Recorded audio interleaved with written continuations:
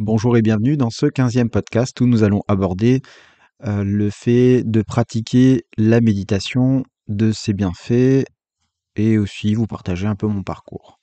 La méditation est une pratique spirituelle qui nous permet de nous connecter à nous-mêmes et également à l'univers tout entier.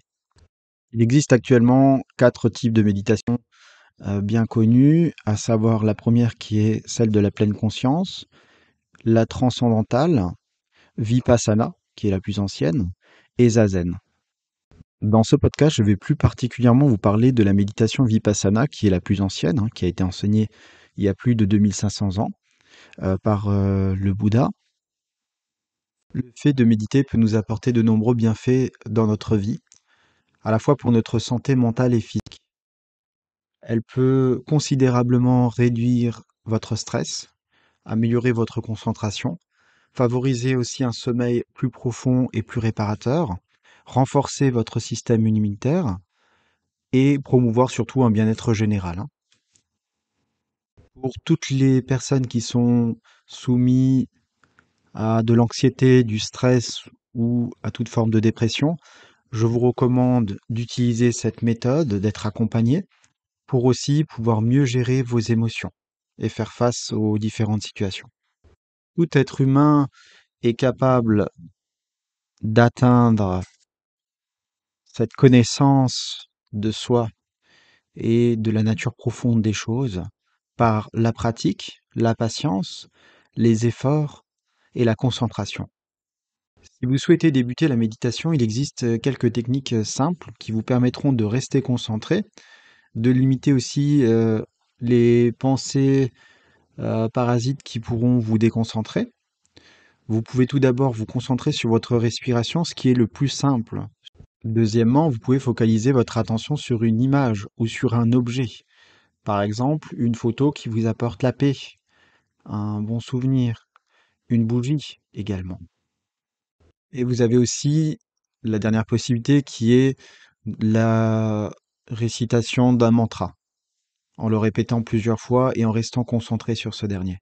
Concernant ma propre pratique de la méditation, c'est une chose qui est venue tout naturellement lors de mon enfance, où je n'ai pas eu forcément d'éducation particulière sur comment faire.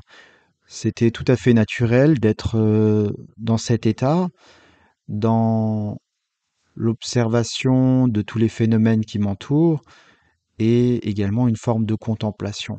Nous n'avons pas tous le même degré de compréhension et de pratique. Cela nécessite de nombreuses années pour acquérir un certain niveau. Pour ma part, j'ai dû beaucoup pratiquer, des fois plusieurs heures par jour pour arriver à un certain niveau. Il m'est arrivé aussi de stagner et à ce moment-là de me remettre aussi en question sur ma pratique. Je pense que ce qui fait peur aux gens qui ne pratiquent pas le fait de méditer, c'est surtout de faire face à soi-même et notre nature, ce que l'on est véritablement. En restant assis dans le silence, dans l'observation, l'analyse, l'écoute de nous-mêmes et de tout ce qui nous entoure, nous allons faire face à de nombreuses vérités qui ne seront pas toujours faciles à accepter, mais qui seront nécessaires pour notre propre évolution et notre éveil. Durant toute mon enfance et mon adolescence, j'ai toujours été fasciné par les mystères de la vie, la spiritualité et le sens caché de chaque chose. Je suis donc allé en quête de nombreuses années, jusqu'à un jour où je tombe sur un article de journal qui parlait des moines en Thaïlande, et je me suis promis d'aller les rencontrer pour qu'ils puissent m'offrir leurs enseignements. J'avais de nombreuses questions, mais aucun être humain sur cette terre n'a jamais pu y répondre. J'avais lu de nombreux livres, mais aucun ne détenait les réponses que je cherchais. Alors je me suis décidé à partir moi-même les chercher. J'ai pris un vol pour la Thaïlande quand j'avais 20 ans. Je suis parti seul, un sac à dos avec moi, et je suis parti en quête.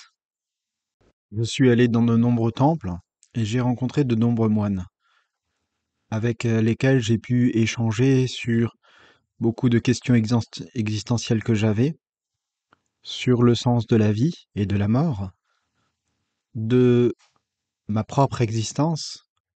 J'ai pu comprendre aussi que les réponses ne se trouvent pas forcément à l'extérieur, mais plutôt à l'intérieur de nous.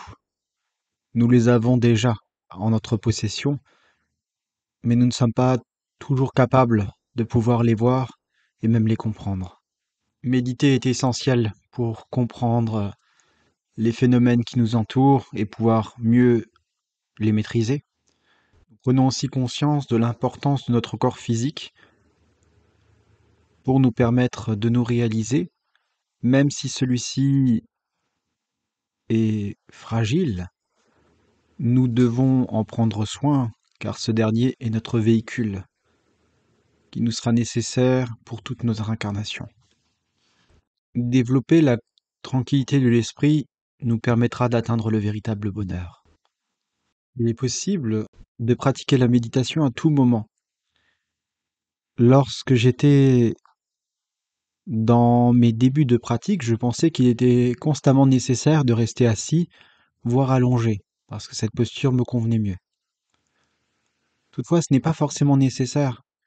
On est capable de méditer à tout moment, qu'on soit en train de faire la cuisine, de travailler, de lire. Le but est là de prendre conscience de l'action que vous êtes en train de faire et de vivre l'instant présent. Ce n'est pas grave si des pensées vous traversent lors de votre pratique. Elles sont comme des nuages qui ne font que passer. Elles sont changeantes, limitées dans le temps. Elles se transforment. Vipassana nous permet d'obtenir la vision intuitive par les trois caractéristiques de l'existence, à savoir l'impermanence de tous les phénomènes, qui soient corporels ou mentaux, l'impersonnalité et l'insatisfaction. Je crois que ce qui est le plus important dans la méditation, c'est surtout le fait de lâcher prise.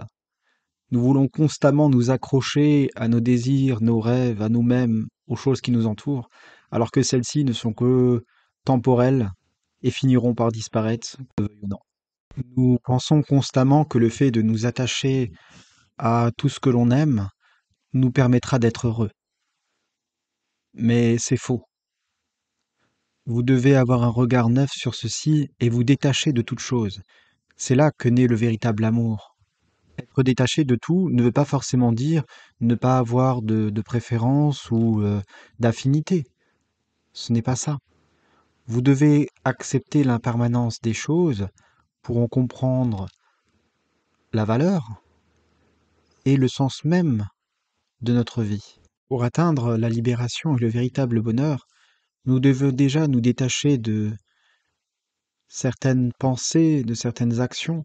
Nous devons apprécier votre vie et chaque instant, car ceux-ci sont précieux et vous permettront aussi de développer votre pratique.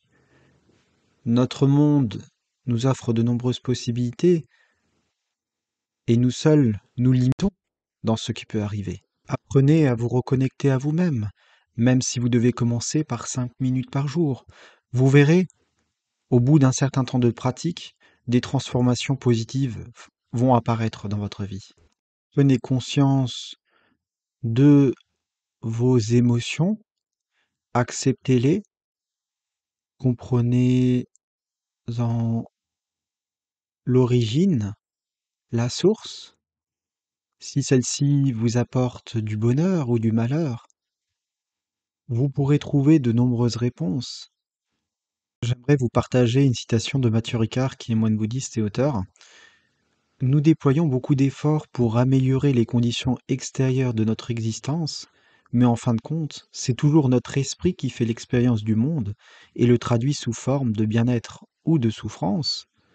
Si nous transformons notre façon de percevoir les choses, nous transformons la qualité de notre vie. Et ce changement résulte d'un entraînement de l'esprit que l'on appelle méditation. La méditation n'appartient pas qu'aux bouddhistes. Elle appartient à tout être humain qui souhaite l'expérimenter pour atteindre le véritable bonheur et l'éveil. Ne laissez pas certaines croyances limitantes vous dire que vous n'en êtes pas capable ou que cette pratique n'est pas pour vous, je vous offre une deuxième citation de Nelson Mandela dans Conversation avec moi-même. La détention a pour le moins le mérite d'offrir une bonne occasion de travailler sur sa propre conduite, corriger le mauvais et renforcer le bon qu'on porte tous en soi. La pratique régulière de la méditation, disons un quart d'heure chaque jour avant de se coucher, peut être très utile. Il est possible que dans un premier temps, tu aies du mal à identifier les éléments négatifs de ta vie, mais tu seras récompensé si tu as fait l'effort régulier. Pour conclure ce podcast, j'aimerais vous rappeler que la méditation est bien plus qu'une simple pratique de relaxation. Elle constitue une porte d'accès vers une compréhension plus profonde de soi-même et du monde qui nous entoure. À travers cette dernière, nous allons découvrir la puissance de l'instant présent, le calme intérieur et notre capacité à cultiver la paix. Que vous soyez novice ou pratiquant chevronné, la méditation offre un chemin vers l'équilibre mental, émotionnel et spirituel. En intégrant cette pratique dans nos vies quotidiennes, nous pouvons espérer établir aussi un équilibre essentiel entre le tumulte extérieur et la tranquillité intérieure. Pour toute personne qui souhaite apprendre la méditation, j'aimerais vous rappeler que j'offre des cours à ceux qui le souhaitent. Vous pouvez me contacter et je me ferai un plaisir de vous enseigner tout ce que j'ai appris. Sur ma chaîne YouTube et Spotify Chetin François, vous pourrez trouver 3 méditations guidées de 5, 15 et 30 minutes pour vous assister dans votre pratique. Merci encore de m'avoir écouté et à bientôt.